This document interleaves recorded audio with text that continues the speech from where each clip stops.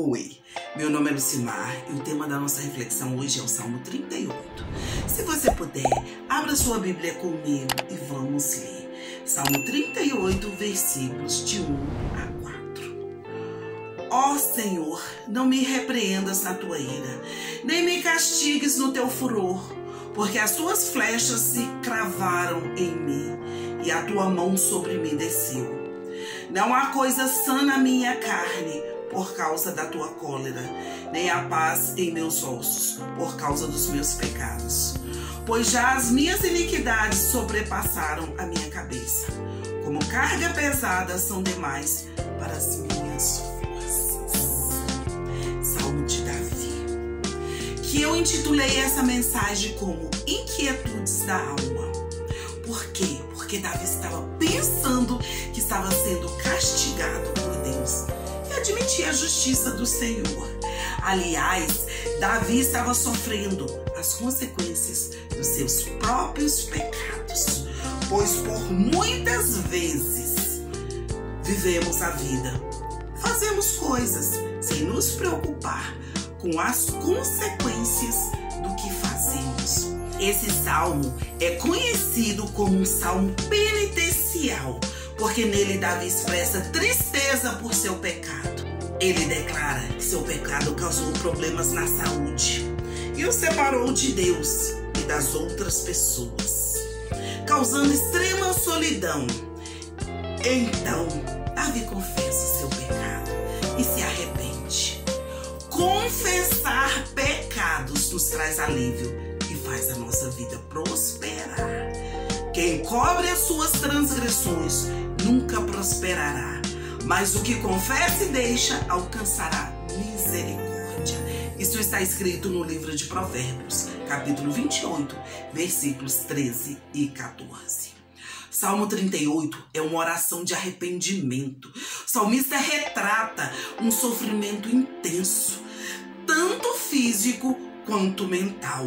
Ele descreve seu corpo sendo atormentado pela dor, sua mente pela angústia, porque se sente condenado ou porque teme seus inimigos.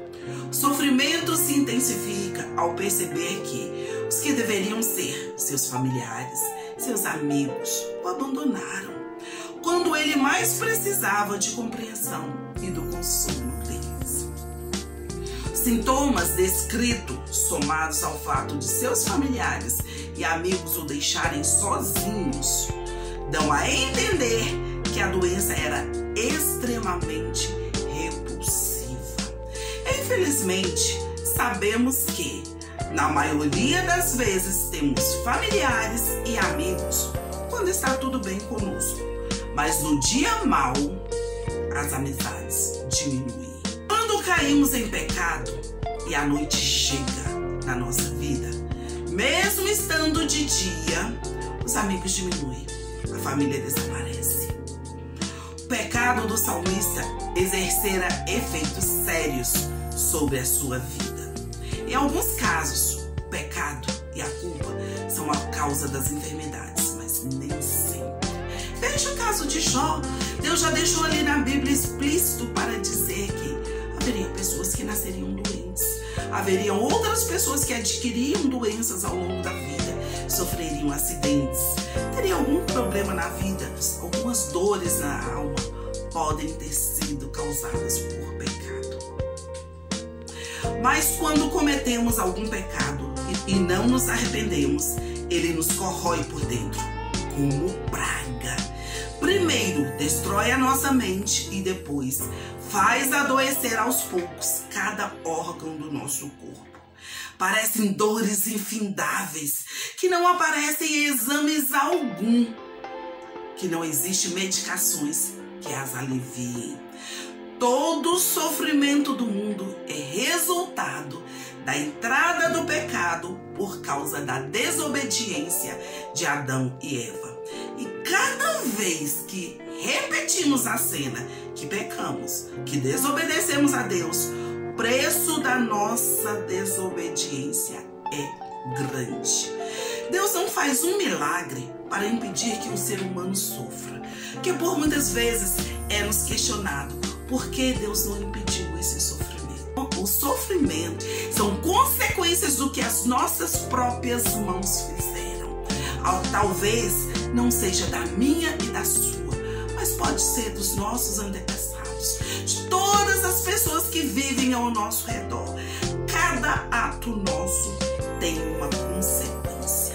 E as consequências de violar as leis da natureza, de jogarmos lixo na rua, vamos ter enchentes. Se cortarmos todas as árvores, vamos ter calor aumentado.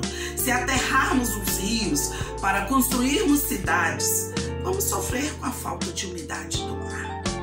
Se sofrermos por ter errado, não é castigo divino, são atos das nossas próprias mãos. Se fôssemos protegidos dos resultados desastrosos de se praticar o mal, os pecadores se sentiriam encorajados para partir para a iniquidade. Pecado é aquele ato falho. Iniquidade é quando eu gosto do ato falho e continuo cometendo ele todo o tempo. E os homens e as mulheres estariam em um nível muito maior de maldade. Porém, nem todo sofrimento é resultado direto do pecado pessoal da parte do sofredor. Sofremos consequências dos pecados dos nossos antepassados. Eles desmataram, nós sentimos o calor. Eles aterraram rios para fazer cidades. Nós temos falta de umidade de ar. Dos nossos vizinhos, aliás, de todo mundo que nos rodeia. Sofrimento é infligido por Satanás. Ele usa os nossos erros para nos fazer sofrer, mas Deus os usa para nos fazer crescer. E em cada sofrimento, Deus nos ensina alguma coisa e nos faz crescer na vida espiritual, sentimental, emocional e material. Deus usa nossos sofrimentos com fins misericordiosos. A razão por que Deus nem sempre protege os seus filhos da enfermidade e do sofrimento é que, se o fizesse isso, Satanás o acusaria, como fez no relato de Jó. Ele só me serve porque o Senhor cercou eles de bondade, porque o Senhor tirou todo o mal de perto deles. Deus quer que nós o sirvamos mesmo no meio das adversidades. E além disso, nós não aprenderíamos a andar no caminho correto. Nós não aprenderíamos a deixar os nossos desejos pecaminosos e seguir a vontade de Deus para a nossa vida. Não aprenderíamos a seguir o caminho estreito, a seguir Jesus Cristo. Deus permite que Satanás nos aflija para que no fim sejamos provados e aprovados em todas as acusações feitas por ele e para sermos justificados por Jesus Cristo em todos os nossos atos falhos. Assim, quando sofremos, podemos encontrar conforto na ideia de que, embora um mensageiro de Satanás nos esbofeteie, isso está escrito em 2 Coríntios 12, 7. Deus está no controle para fins misericordiosos e fará com que a aflição se transforme em bênção. Romanos 8, 28. Daí passamos a dizer como Davi no versículo 9 do Salmo 38. Na tua presença, Senhor, estão todos os desejos da minha alma. Passamos a deixar de lado os nossos desejos e vontades e seguir os desejos e vontades de Deus para a nossa vida. Então, começamos a derramar o nosso coração, reconhecendo a soberania de Deus em nossa vida, reconhecendo nossa completa dependência dele, mesmo sabendo que é extremamente difícil ficar em silêncio quando os outros nos querem destruir. Porque queremos proteger a nossa vida, porque queremos proteger a nossa reputação. Achamos difícil não fazer nada quando as outras pessoas nos atacam. Mas não precisamos contra-atacar em vingança ou justificar nossa posição. Podemos confiar em Deus para proteger a nossa vida e dignidade. Jesus ficou calado diante dos seus acusadores. Isso está em Lucas 23, 9 e 10. Ele deixou seu caso nas mãos de Deus. 1 Pedro 2, 21 a 24. Nas mãos de Deus é o melhor lugar para deixar tudo em nossas vidas. Quando somos esbofeteados e humilhados, a atitude correta é a do Senhor Jesus Cristo. Como ovelha muda perante seus tosquiadores, ele não abriu a sua boca. Muitas vezes adoecemos, sofremos, porque abrimos demais a nossa boca contando o que Deus fez por nós. E a inveja alheia nos faz sofrer. O salmista não leva em conta a calúnia de seus inimigos e permanece em silêncio ao ser perseguida. E a Bíblia nos diz: até o tolo passa por sábio se ficar calado.